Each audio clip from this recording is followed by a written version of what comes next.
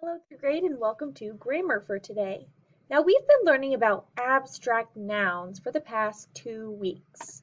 We learned that there are concrete nouns, what are people, places, and things that we could see, touch, taste, or feel.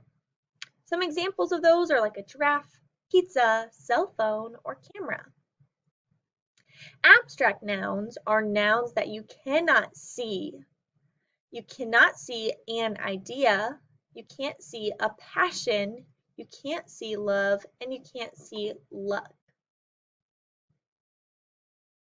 Today we're going to be reviewing. This morning we will take our concrete and abstract noun quiz on Edulastic. And for your activity, we'll be practicing more concrete and abstract nouns and working on contractions like we did in our spelling list last week. Let's go ahead and begin with our grammar review.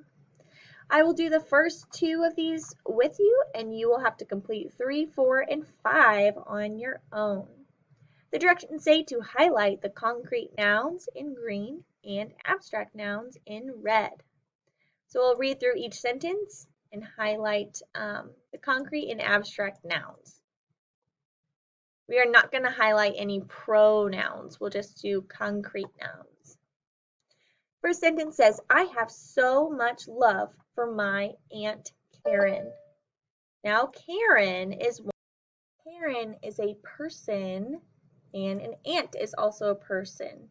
And person, places, and things are concrete nouns. I could see my Aunt Karen, so that is a concrete noun. Now, a way I can figure out if I think a word is an abstract noun, but I'm not quite sure, I can plug in something I know is a noun. So I know I can have so much of like candy or something like that. So let's see if the noun candy would plug in for love, because I think that might be an abstract noun. I have so much candy.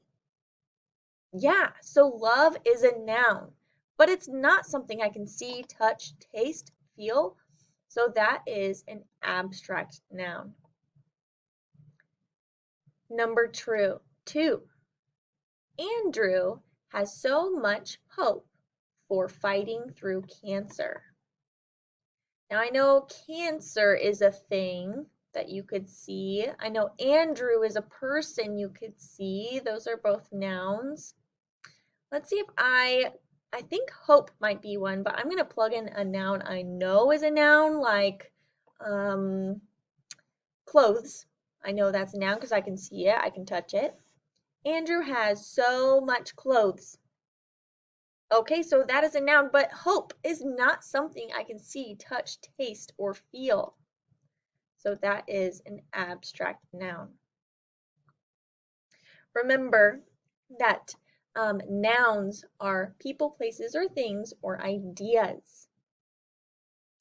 It is not something you can do, not something you can do.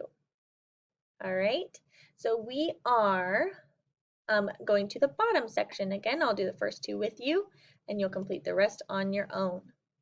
So we practiced this a little bit with our spelling last week, but we are changing contractions to their separated words and the words to their contractions. So she's uses the word she and is. There's apostrophe S that means is. She is. For the word do not, use the word don't. N apostrophe T stands for not. So that'll give you a clue for the next one. Apostrophe D stands for would. Apostrophe LL stands for will. Fill out the last 3, and then you'll be done for this section for today.